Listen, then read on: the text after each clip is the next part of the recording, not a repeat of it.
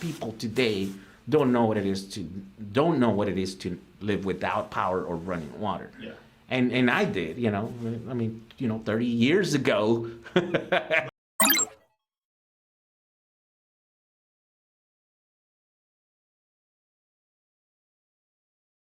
But it formed you. That's the thing. Yeah. Is it formed you into who you are.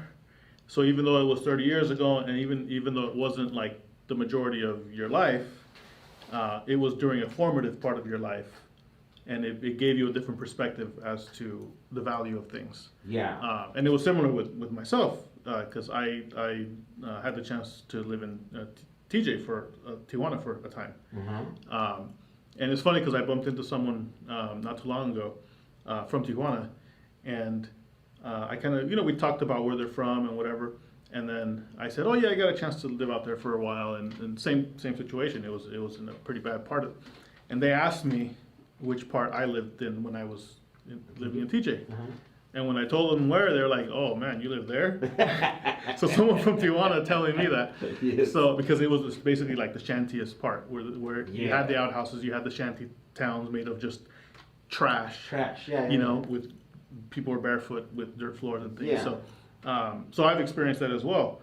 Yeah. So, and even though I didn't live the majority of my life that way, it has an impact on you enough where it forms, part of your perception, and you're able to say, you know what,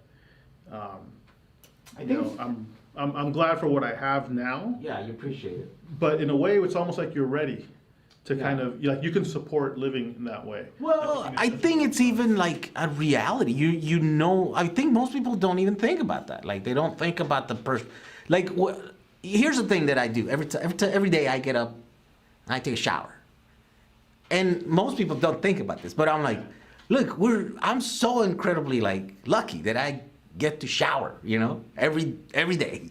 I get up and it's hot water, and I can stay there for as long as I can. It's not a good idea to stay there for more than 10 minutes if you want to be socially conscious, right? Because we're in California, we don't have, abundance of water in the state.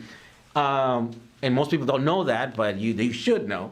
But I'm like, most people don't even think about that. And I'm like, how crazy. There's another day I get to shower in here and wake up with water's super precious thing that a lot of people in the world don't have access to. Yeah.